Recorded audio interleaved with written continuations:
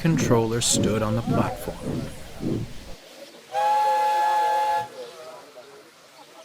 On the horizon, a colossal engine emerged from the setting sun. Its black paint was shabby, and its puffs were deep and hoarse.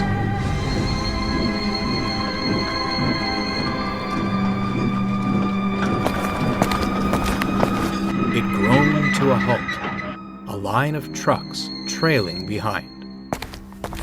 "Good evening," greeted the fat controller. "You're the replacement goods engine, I presume?" "That is correct, sir," replied the engine. "The regular diesel derailed in the yard. Wasn't keeping a proper lookout, but you know how self-importance gets in the way of some engines," he finished with a wink. "Indeed I do," chuckled the fat controller knowingly. "What is your name?" "Dudley, sir. A pleasure to traverse your rails." "Very good, Dudley. Please proceed to the shed. You'll be in good company with my engines." "Thank you for your hospitality, sir. I wish you a pleasant evening," Dudley finished, puffing slowly away. The engines welcomed the newcomer warmly. Soon they were laughing and chatting like schoolchildren. "A pity my stay is but a temporary one," Dudley sighed. "You're blessed to have a controller who realizes your value. My days are numbered on the other railway." "A grim inevitability," shuddered Gordon. "Inevitable, my tender. We could change that," replied James. "Oh, I could never impose such a thing," insisted Dudley. "Besides," sighed Henry, "the fat controller's just purchased Oliver and—" "Ah, here's our other new acquisition now." Bear backed down next to Dudley. "Hello," he smiled. "I'm Bear. Lovely to meet you." "Mutual, I'm sure," Dudley responded, unenthusiastically. "Will you be staying long, or—" "I say," Dudley interrupted, ignoring Bear. "Rumor has it one of you recently rescued 2 failed diesels." "That was me!" Henry beamed with pride, and began telling the story. Bear was stunned. "He gave me the cold buffer too," sighed Boko. "Living on the other railway likely hasn't painted us diesels in the best light." "Aye," agreed Donald. "Dinna take it to heart, Bear. Dougie and I needed time to come round. He'll find you're a good sort." "I hope," Bear conceded, though he couldn't help feeling hurt.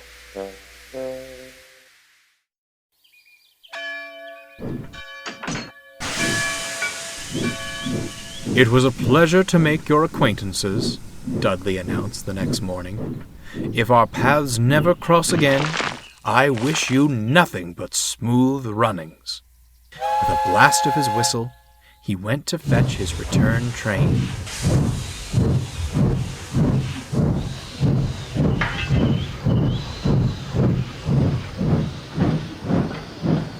"What a shame," said Henry. "I wish there were something we could do." Despite his hurt feelings, Bear tried to be optimistic. "He seems a good sort," he smiled.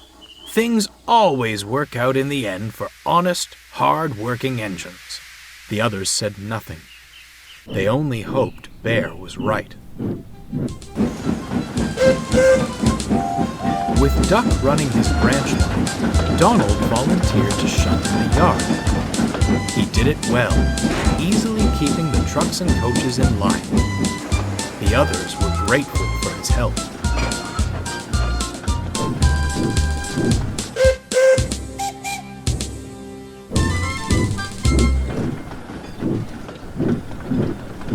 That morning, Donald brought the coaches for the first train to the platform.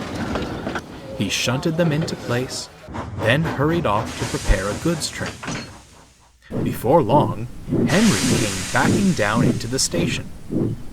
He was looking forward to a run in the morning sunlight when— "Glory!" cried his driver. Instead of waiting at the platform, the coaches were fouling the points. "Stop! Stop!" groaned Henry. His brakes screeched, but it was too late.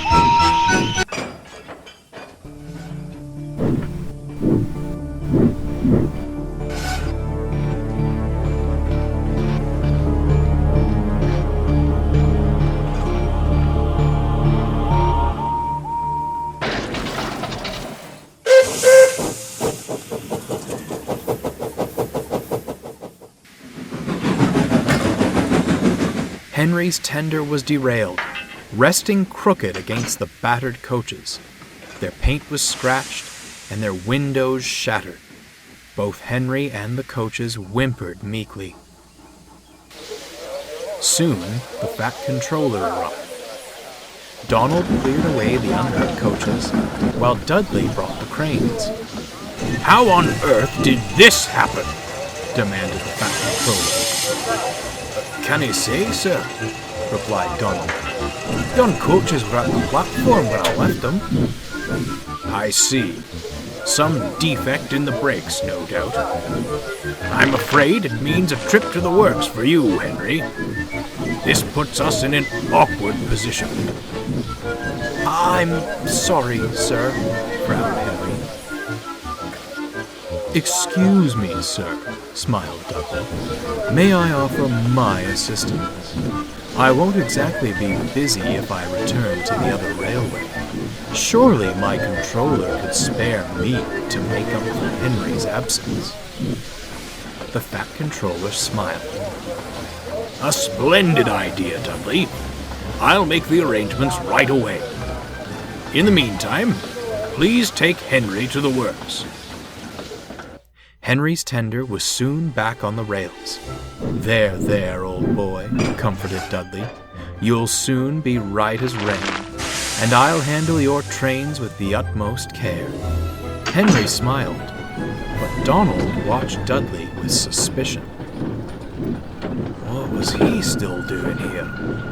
He should have left ages ago. Strange. Very strange.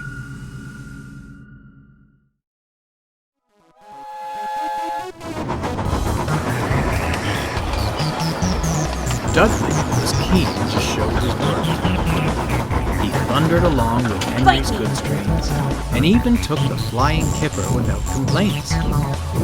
His trains were timely and orderly, for the trucks were too intimidating to attempt trickery. The engines were grateful for his help, and he proved to be good company in the shed, for all except one. "Had a good run today, Dudley?" asked Bear with a smile. "Quite," came the grunt of a reply, before he turned his attention to the others. Bear was no stranger to harsh treatment from steam engines. He knew of the damage done by previous diesels with far less class. Even so, Dudley was a tough nut to crack. Bear was restless that night. He kept thinking of how to prove himself a friendly sort. He glanced at the clock. The flying kipper would be due out soon, but Dudley was fast asleep. "Psst," whispered Bear. "Dudley!" A loud snore was the only reply. "Dudley!" Bear hissed louder. "Dudley! Oh, great heavens! No, don't take me! Calm down," soothed Bear. "It's only me." Dudley scowled. "You foolish diesel! You've disturbed my sleep! What do you want?" I wanted you to wake up," stammered Bear. The kipper is due soon. If you're too tired, I could..." "Don't you even suggest it," snapped Dudley. "I'm more than capable. Tired indeed." When he had steam up, Dudley snorted away. Bear was speechless. The next day, Dudley ambled to the yards. As Donald shunted trucks for his goods train, he spied a lone fuel tanker in a siding. "Why is this one not on the train? Am I not stopping at the refinery today?" "Aye, you are," replied Donald. Faulty brakes on this one, though. Needs repairs before you can take it. Ah, understandable. Grateful for your help, Donald, but I'll finish things here. You have other trains to shunt, I'm sure? Aye, said Donald, but say no more, then. My train, my responsibility. Suspicious, Donald silently puffed away. Before long, Bear arrived at the station and found Dudley red-faced in a nearby siding. I say, Bear, he called hoarsely. Are you all right? Asked Bear. No, I'm not, Dudley sighed. I'm terribly sorry for my outburst last night. You were only looking out for me.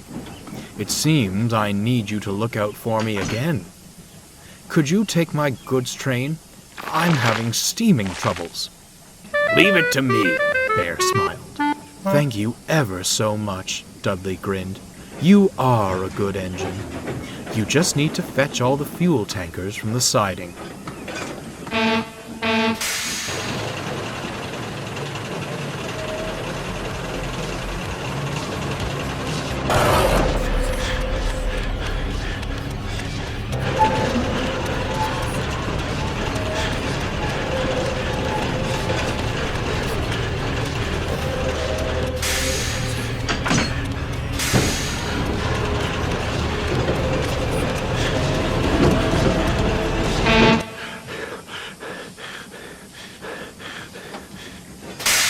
Feeling much better, Bear ambled off to gather the tankers.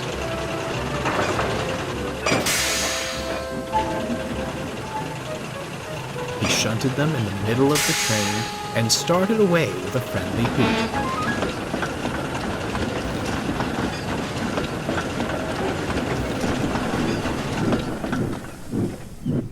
Out on the main line, they were going well. Suddenly, Bear felt resistance. Smarten up back there, he growled to the trucks. No tricks today, thank you. The truck's reply was drowned in a horrible screeching. Oh, Bear winced. Whatever is happening? Bear couldn't have known the culprit was the faulty tanker.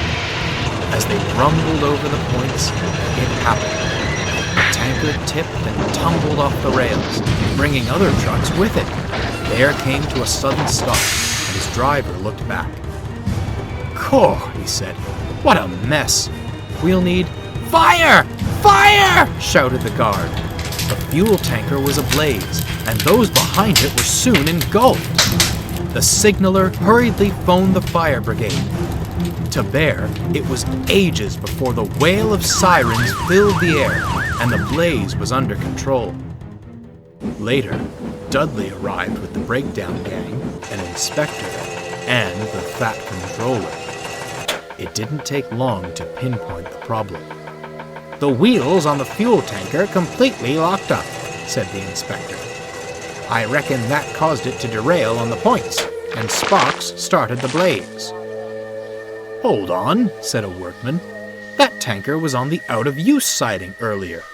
It wasn't to be touched. Bear, rumbled the fat controller, how did this truck become part of your train? I don't know, sir, stuttered Bear, quite shaken by the ordeal.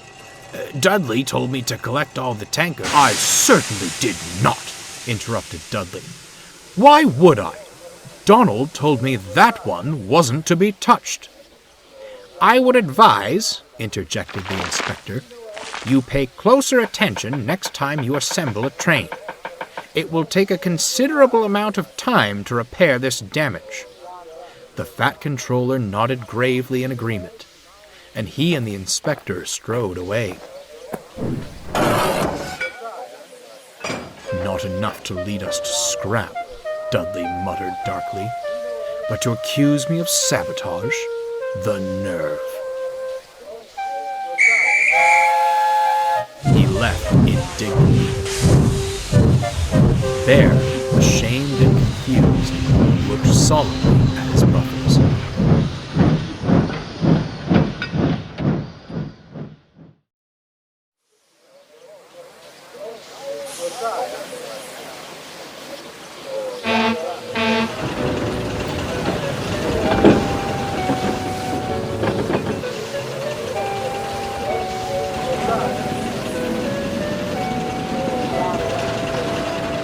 Following his accident, Bear was confined to local passenger gardens.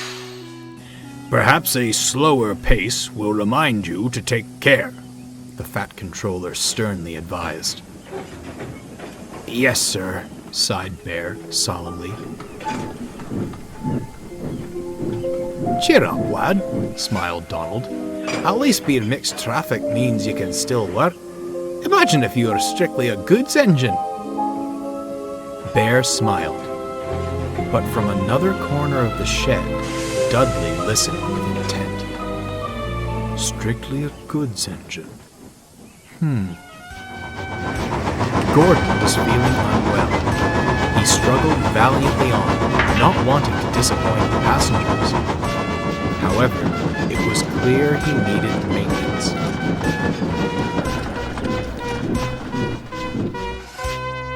You poor thing, sympathized Dudley.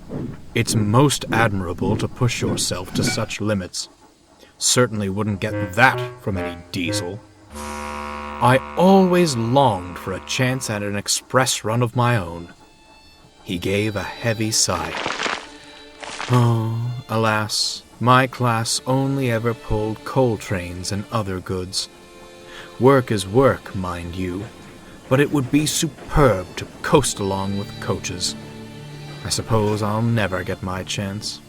The other railways certainly wouldn't provide such an opportunity. Lucky you're not on the other railway, then, smiled James.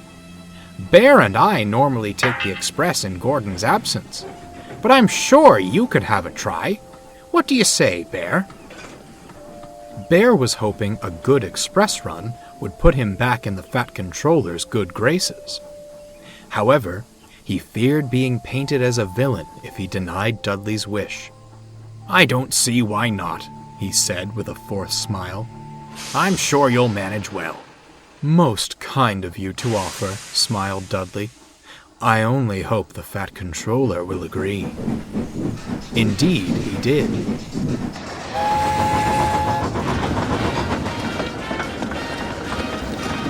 Dudley shared express duties with the others and managed swimmingly. Then the weather changed. The sky turned gloomy and gray. Mercifully, the rain was light, but one morning the yard manager brought worrying news. Heavy rainfall is in the forecast today, he advised. A temporary speed restriction will be in place on the main line, so mind yourselves and... where's Dudley? He's gone to the station, sir, said Bear. The express will be leaving soon. Bother, fussed the yard manager. He needs to know about the restriction. Not to worry, sir, smiled Bear. I'm off to collect my local. I'll give him the message. The yard manager tipped his cap in thanks and walked away. Dudley was sizzling happily when Bear rolled up. There's a speed restriction due to the rain, he advised. You'd best... I'll manage just fine, thank you. Excuse me? I was built for fast services. I didn't survive wartime by crawling along, you know. A little rain won't impede my work. This isn't about your work, huffed Bear. It's about our passengers' safety. Yes, well, given your little maneuver the other day, you're hardly qualified to preach about safety. Dudley chortled away, leaving Bear brooding. Wet weather loosens soil on the hillsides along the tracks. This, in turn, creates potential for landslides. Mrs. Kindly had saved Thomas from one many years ago, but the main line wasn't lucky enough to have its own Mrs. Kindly.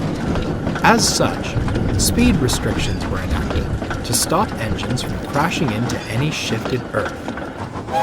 Dudley didn't care for the speed limit. He thundered along with the express, determined to prove himself. 2 big engines down, he chuckled darkly. Now, to get rid of that pesky diesel. If Dudley hadn't been so busy scheming, he might have heard the rumbling of the hillsides ahead. The heavy rain had worked its magic, and the soil was ready for a mad dash towards the rails. The driver was first to notice it. "Yikes!" he shouted. Dudley broke from his thoughts to see the earth tumbling down the hillside. "We'll never stop in time," he cried. "More steam! Now!" The driver threw open the regulator. Dudley's side rods blurred, and his wheels pounded the rails. "Come on! Come on!" he shouted.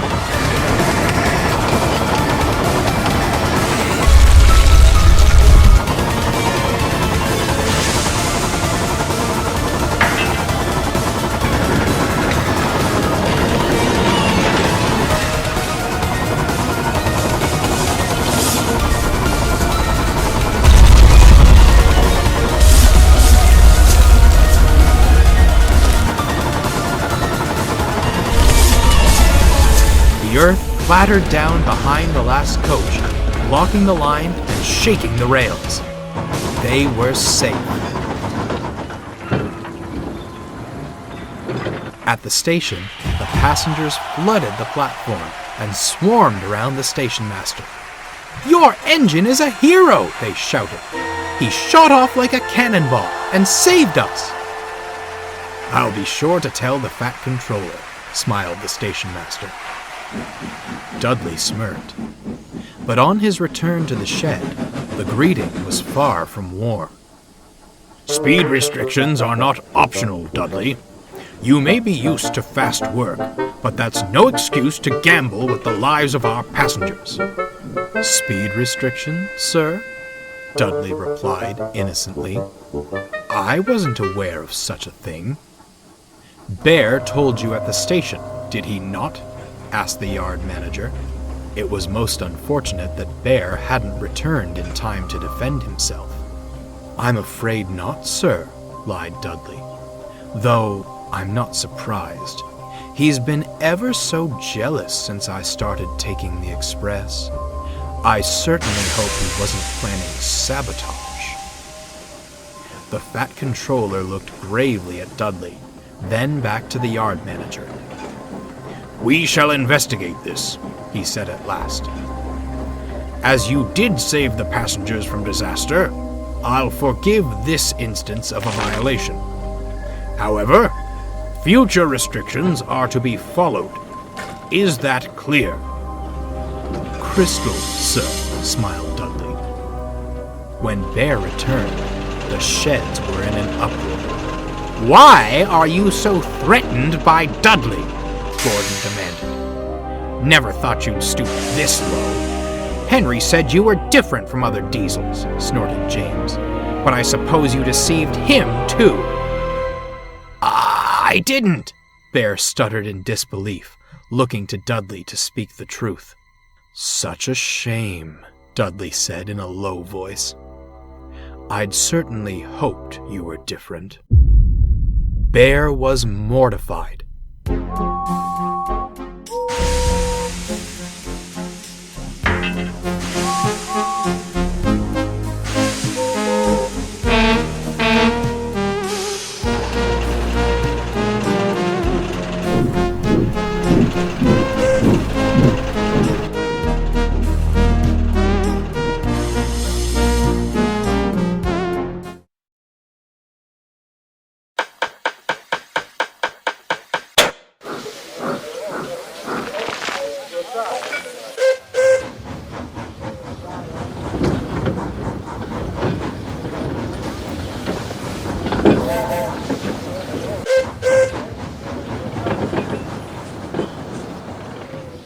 One afternoon, Donald took a supplies train to the works. Henry, awaiting final repairs on his tender, smiled warmly. "Hello, Donald. How is everything? Dudley getting on all right?" "Aye, I suppose, but I cannae say the same for Bear." Donald explained about Bear's mishaps and Dudley's behavior. "It doesn't add up," he continued. It's no like Bear to act in such a way. I'm awfully suspicious of Dudley. Henry grew stern. You must tell the Fat Controller at once. I'm all too familiar with this sort of situation. Henry recounted the events of Diesel's stint on the railway. You didn't say, gasped Donald. He even tried to lie about me. We caught him, but only after Duck went to Edward's station. If Dudley's not stopped, Bear could be sent much further away. By the sounds of it, he's already got his coupling hooks in Gordon and James. Donald was pensive. Leave it with me, he said, and hurried back to the shed. When Donald returned, he found Bear all alone, staring solemnly at his buffers.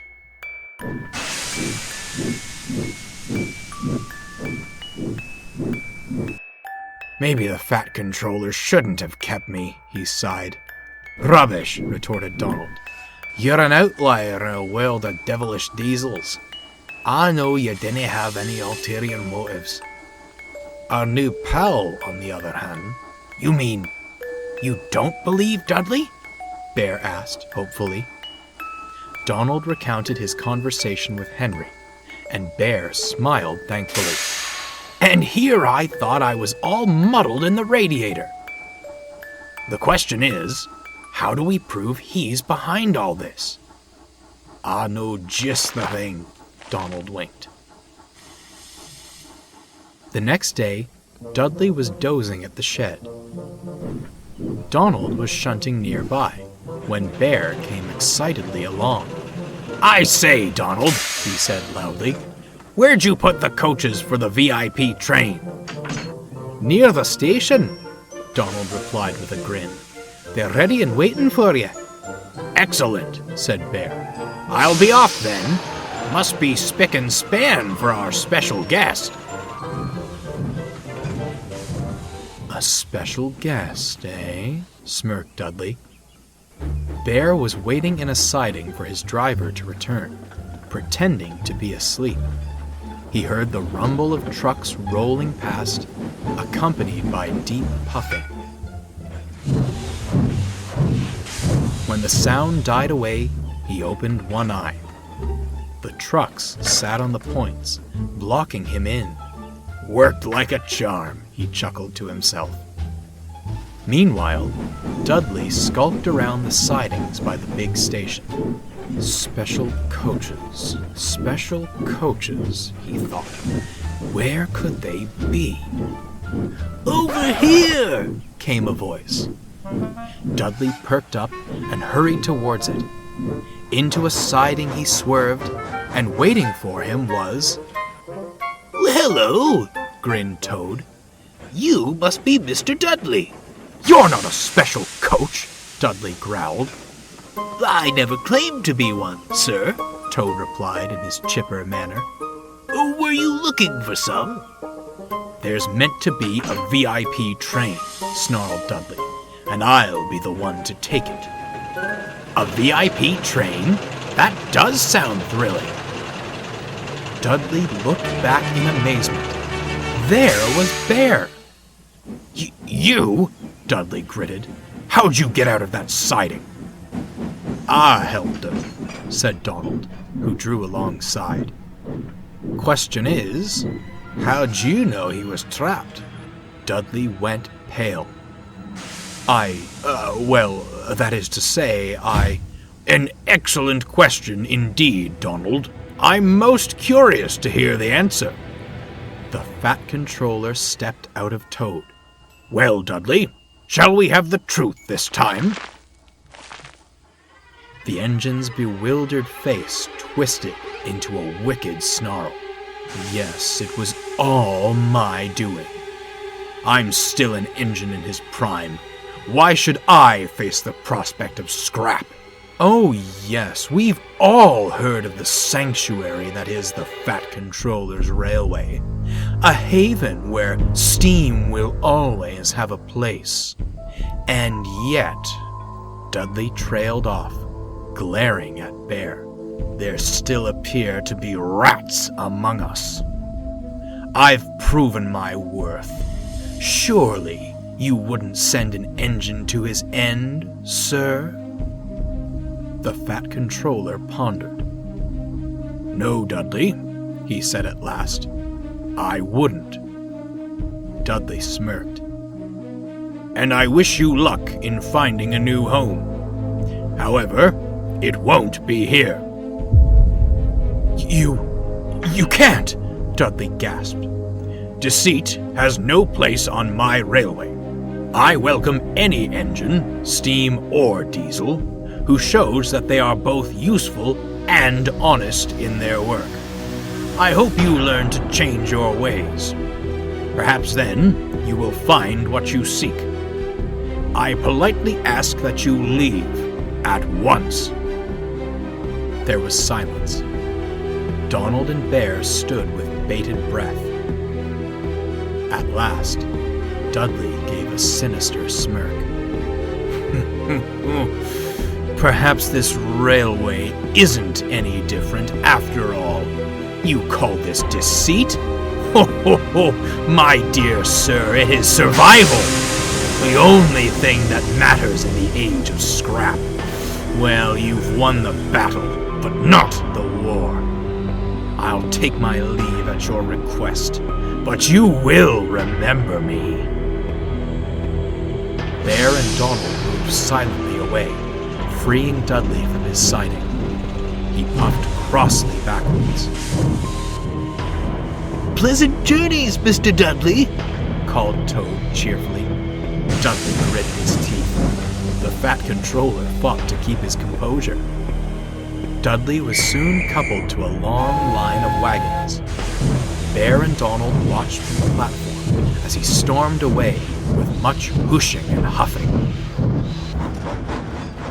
Into the setting sun he puffed and disappeared on the horizon. I do feel some sympathy for him, sighed Bear.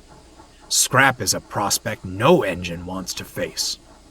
Do you reckon he'll change? Can't say, replied Donald. But with what he said to the Fat Controller, it might be too little too late. Bear said no more, but couldn't help feeling Donald was right. Life returned to normal on the Fat Controller's railway. Henry came home from the works and gave Gordon and James quite an earful.